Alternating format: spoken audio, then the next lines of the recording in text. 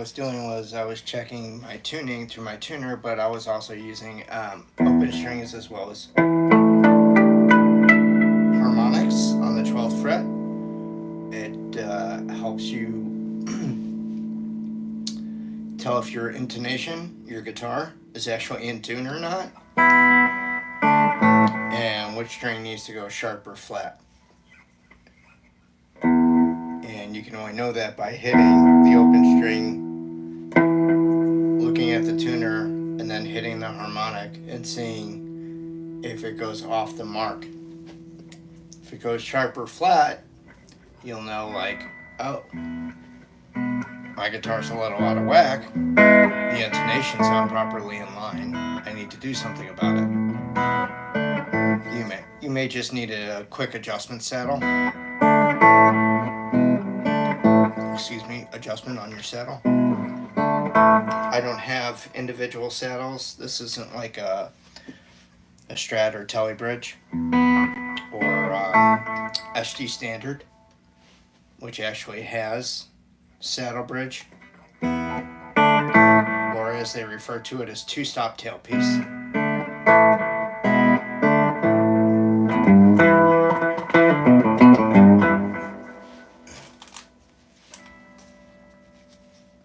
Nope, those weren't the one.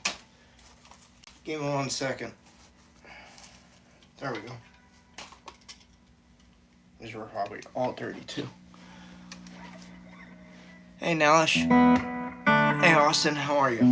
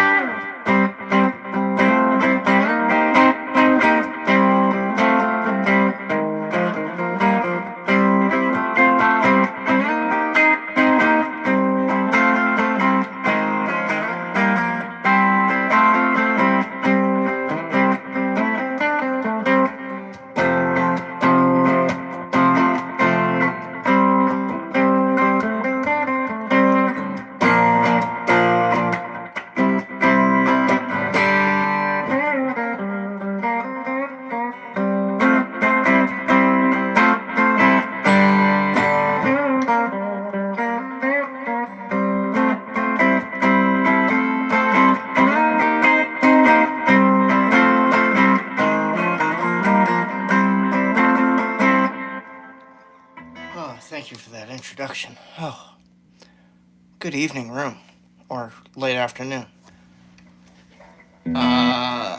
Music fanatic. Yeah, I can play bass. Hello, Masked Arab.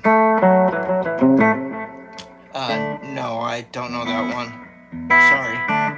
Bye, Kiss. Leandro, what's happening? Hey, Cena. Oh, I wish I knew Bohemian Rhapsody. I don't. I'm sorry. Hey,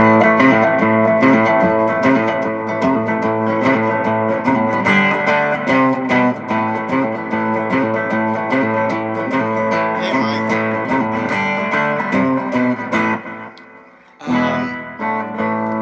Mike, I'm glad you checked out that video by Warren Haynes. I thought that nailed the whole technique thing in a nutshell.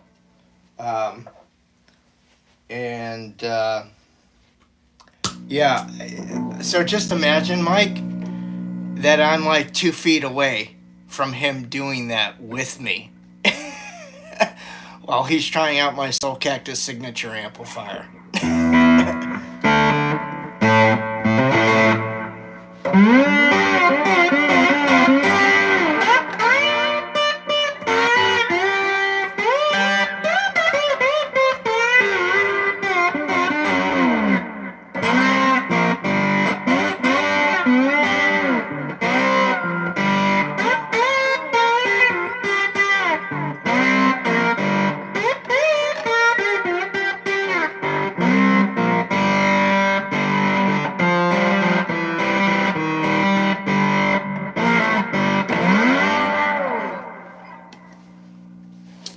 Yeah, it is. I mean, he's an amazing guitar player.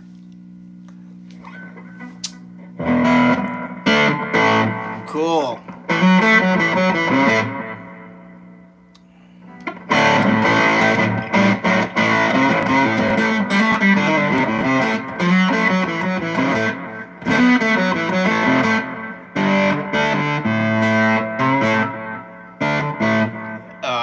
You mean on Kashyyyk?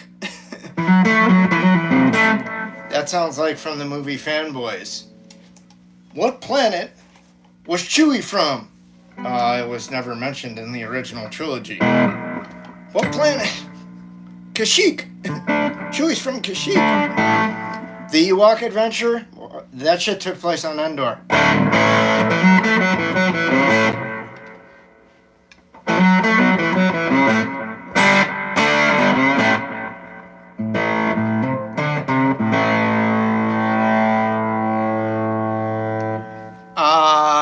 My favorite music from Queen, I like this. I like "Tie Your Mother Down," "Rip It Up." A couple of the tunes from the Flash Gordon theme song, original motion picture soundtrack. I like all their big hits. Bohemian Rhapsody, another one, Bites the Dust. Crazy Little Thing Called Love. We Will Rock You, We Are the Champions. What's the one that goes, I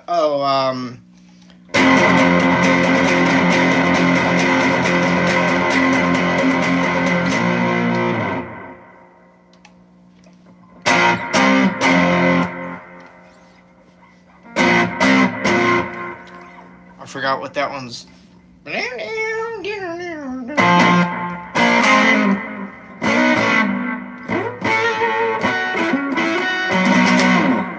Brian plays this funky rhythm in it.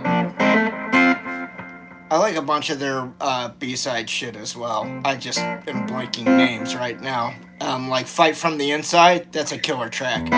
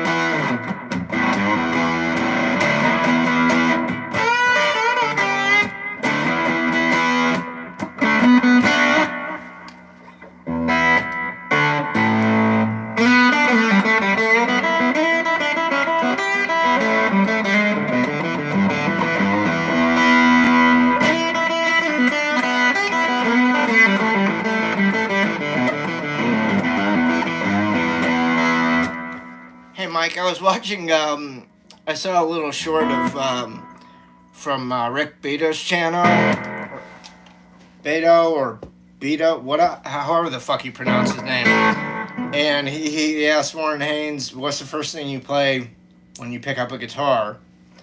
And he's just like, I never thought about it, and then somebody pointed it out to me the other day, and I began to think about it. I'm like, I know exactly. I'm like, I always do.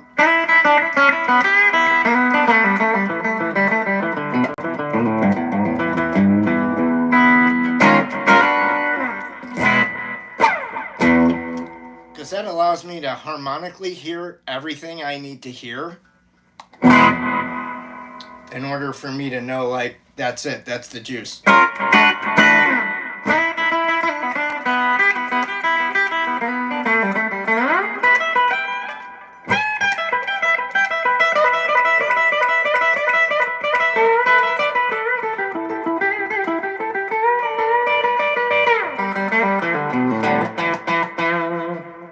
Lost my shit there.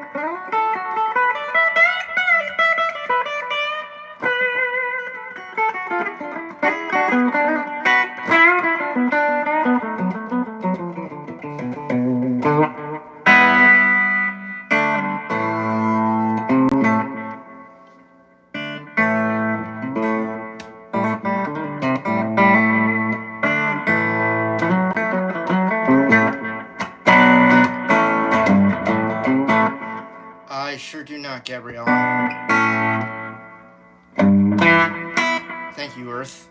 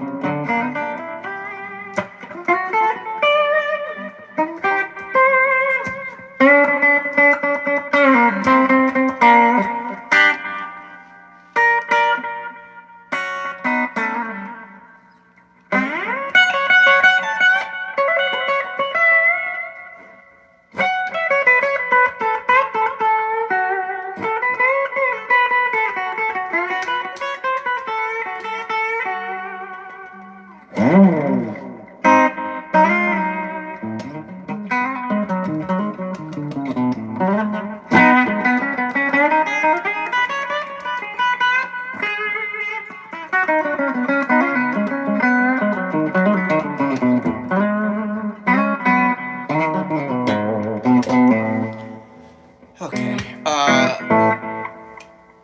The other thing that I was thinking about talking about was the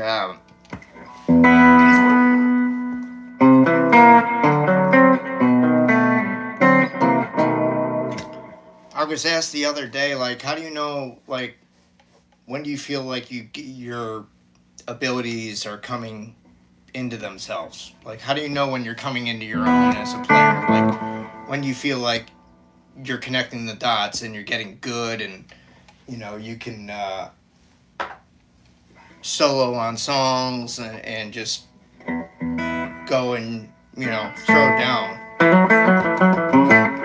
and improvise and jam with people.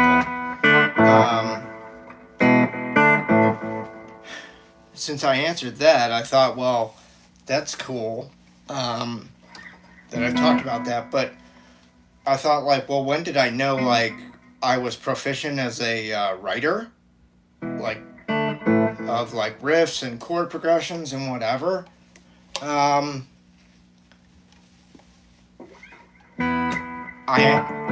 I had the ability at an early age to put songs together because of my theoretical knowledge, but it still didn't.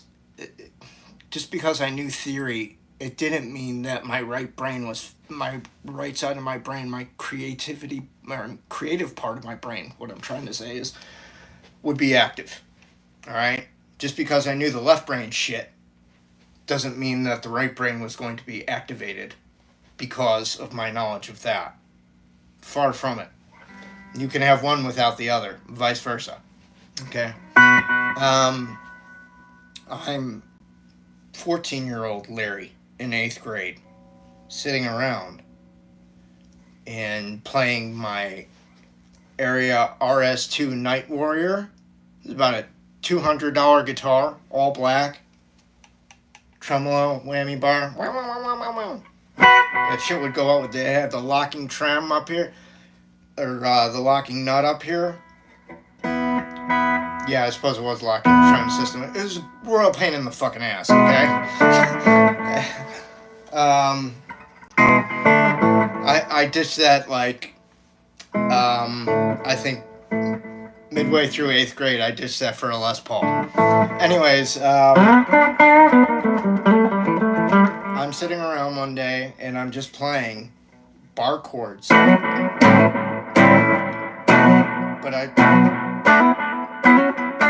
start doing things without effects, just amp.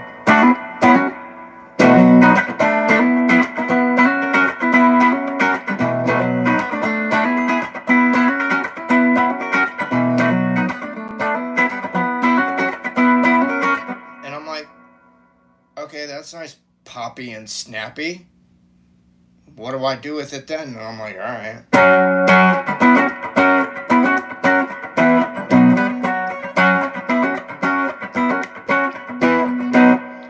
And I'm like, I was listening to a lot of The Firm.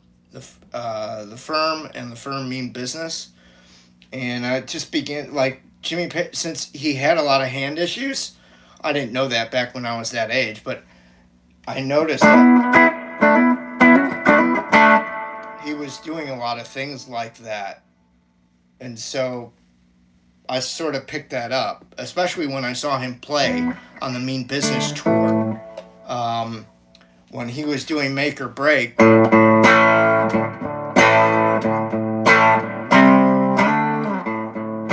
that was the other thing I was noticing.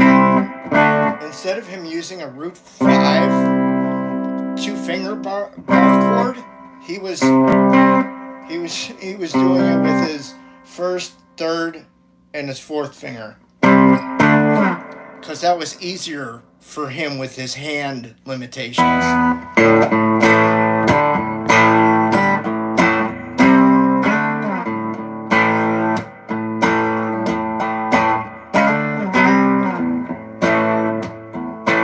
So, like, I thought about that and applied that, but he, like, throughout the song, he'd be going,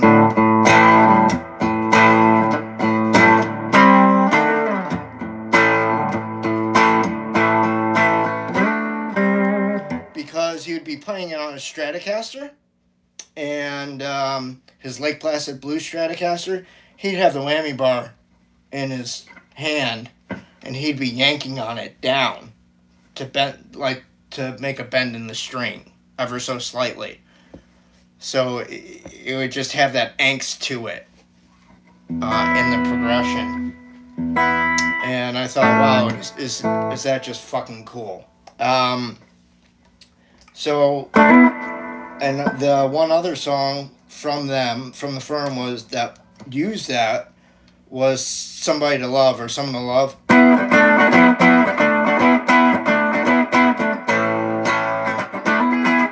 So I was just like,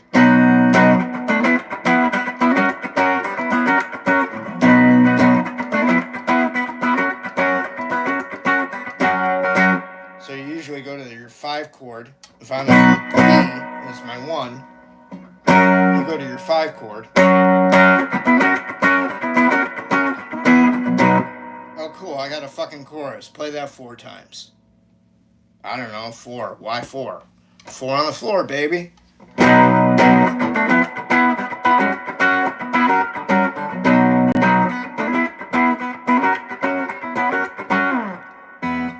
I was just doing even numbers so that I could remember it easily enough, but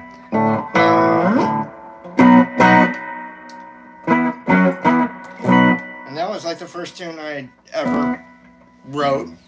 I didn't write any lyrics to it or anything like that. I just liked it. I took it to my guitar teacher, I think freshman year, and he's just like, it was a new guitar teacher because we'd moved out to Arizona, and he was just like, you got some creative juices there, my friend.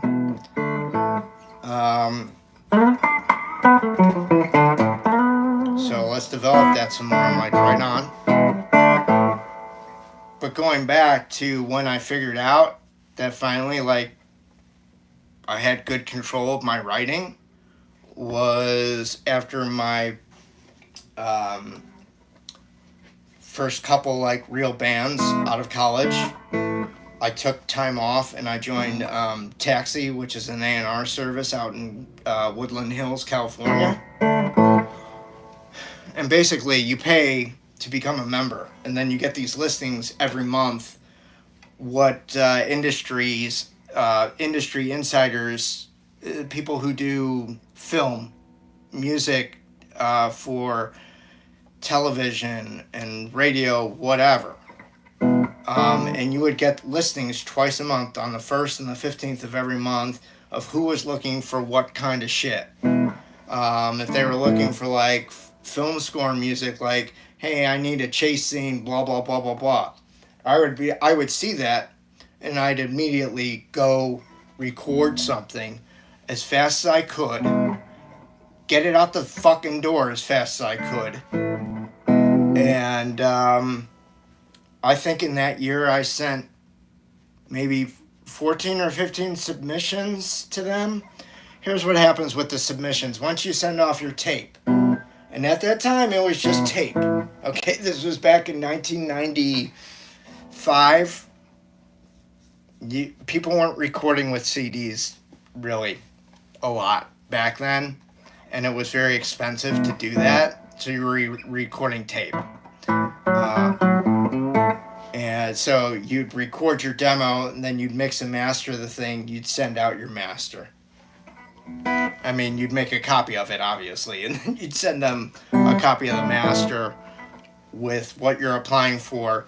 And if they liked it, if Taxi liked it, you got a postcard in the mail saying, congratulations, your tape has gone on to the people's desk who hire for that specific job. Okay, here's the 411. So out of all of my submissions that went on for the year, 95% of them went on to the people's desks that hired for those jobs.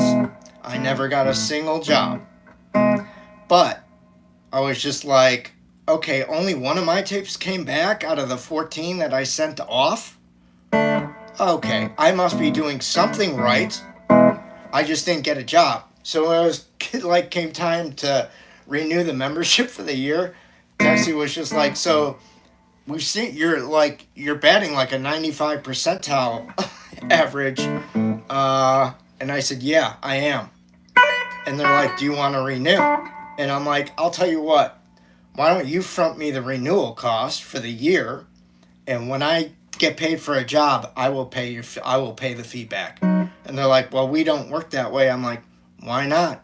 I have a 95% batting rate. I'd say that's a pretty good fucking gamble. Don't you think? And they're like, well, we don't work that way. And I said, well, guess what? Fuckface, neither do I. The fuckface was my own personal editorial blurb in there. But I was just like, dude, I'm not re-signing up. Okay? I've proved I have what it takes. Whatever. You know, I'm not giving you another 200 to prove my self-worth anymore. And then I was just like, okay, well, that's proof that I could write. And that's when I felt more comfortable in my writing abilities. So that didn't lead me straight into writing songs for my Meeting You record. Just FYI, I took time off because I thought I was gonna. I moved to. I was living in Scottsdale again, in that time when I was recording all that shit for Taxi. And then I got a bright idea to move to Tucson to start a new band with a friend of mine. We were going to do like a Derek and the Dominoes kind of thing. And have two guitar players in it because he was another guitar player. His name is Donald Mattingly. You guys can check him out on YouTube. He's fucking amazing. He makes me look like dog shit, personally speaking. And that's not being humble or modest. That's being fucking real.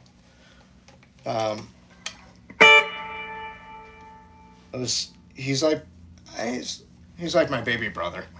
He's like a few years younger than me. I remember the day we met. Was at a church, and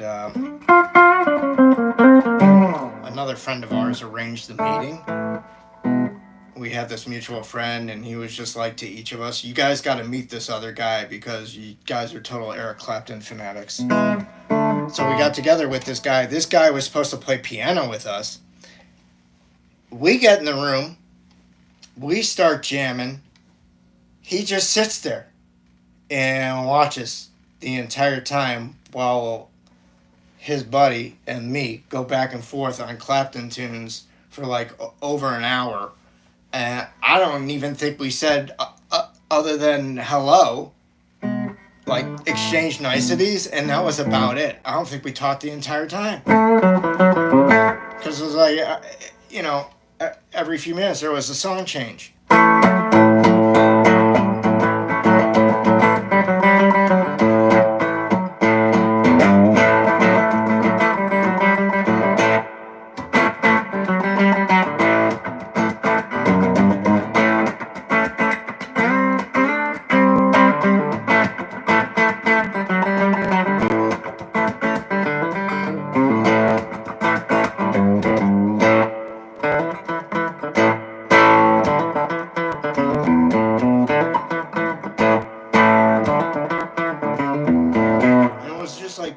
Song to the next, over and over and over. Like, there's no way this guy on piano, our other buddy, there's no way he could have fucking kept up with us, because he didn't know any of the songs. It was quite something. I don't think I've ever met another human being, another guitar player human being, where I've shared that much of a brain with somebody else and could just read each other like no big deal.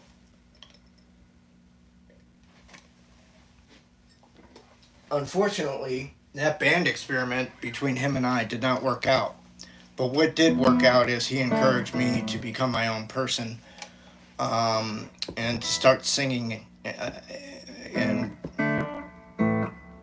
matching the words that I'd written to the music that I was writing. He encouraged me to be my own person. He was just like, doesn't matter how bad it sounds or whatever, that's your voice. And so, like, I remember that. Sitting in my apartment, I had like a 500 square foot apartment back in 1997, 96, 97 in Tucson. And we're just sitting in there talking and BSing, and he's just like, dude, I can't do this band with you, but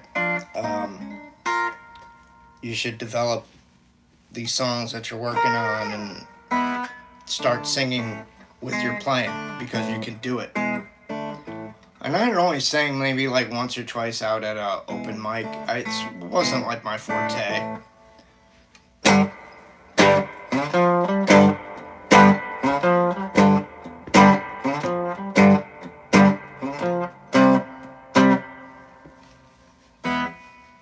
So, just simple things, like, see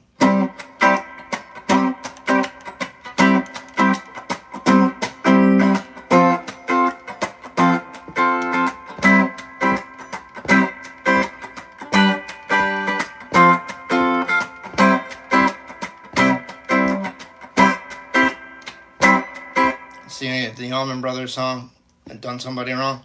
That us told me, my baby pop that chain gone. The bells told me, my baby pop that chain gone. Before I was done, must have done somebody wrong.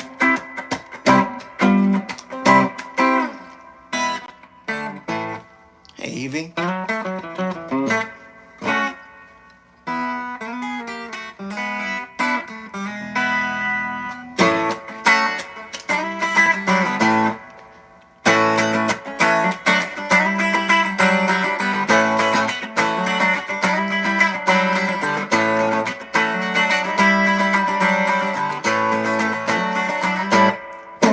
Friends tell me that I've been such a fool. I have to stand by and take it, baby, for loving you. Drown myself in sorrow. Look at what you've done. Nothing seems changed. Bad times seem same. I can't run.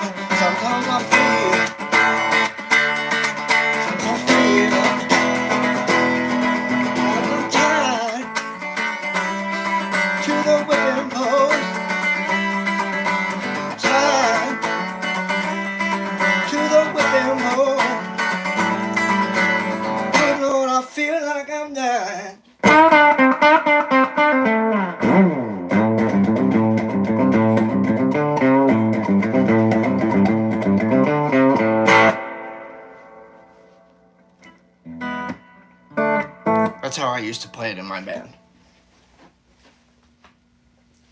Except a lot louder and a lot more overdriven.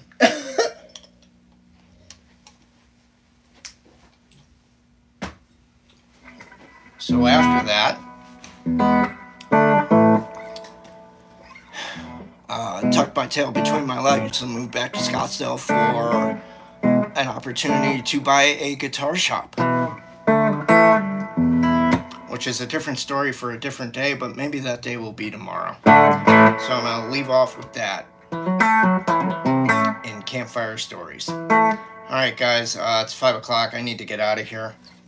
But thank you for being cool today, and I'll catch you tomorrow for another live stream. Be good to yourselves and be good to the ones around you, alright? Peace and love. Be cool. Have a good night.